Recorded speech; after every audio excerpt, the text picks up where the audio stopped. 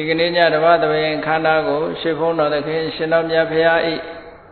မဟာကရုဏာဂုဏ်ကိုအာယုပြုကာတိကျူဖွဲ့ဆိုအပ်သောဝန္ဒနာပနာမအာတိတဂါထာကိုရွတ်ဆိုပူဇော်ခြင်းဖြင့်စတင်ကြရအောင်ယောကပကောတိဟိပိအပမေယံကာလံကရွန်တောတိဒုက္ခရာနိခေရံကတောလောကဟိတယာနာထောနမောမဟာကရုဏိကတတတယောနာထောဝိနိယအများစွာ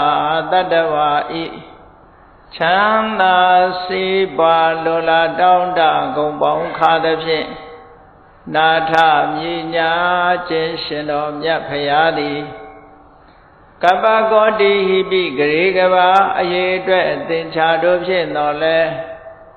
အဘယ်မေယံရေအတွက်တိုင်းတာဖော်ပြခြင်းငါမစွမ်းနိုင်ပါသောကာလံလေးအသင်ချေသိမ့်နေကဘာရှိကြသောကာလပတ်လုံး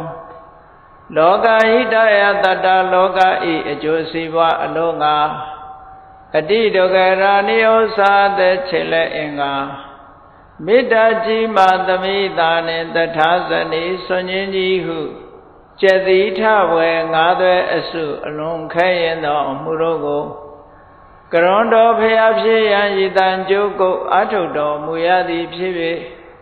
ခေရန်လက်ချေမျက်လုံးအသက်ဆုံးလည်းရဲ့နှလုံးစေဝံကိုရောဤပင်မခြင်းတို့ကတောဘဝဒါနံကျိန်ဖန်များစွာရောက်တော်မူခဲ့ရရှာလေပြီမဟာကရုဏီကတတတ္တဝါများယင်ဝဲသားကဲ့သို့တနာချစ်ခင်မဟာကရုဏာရှင်ဖြစ်တော်မူသော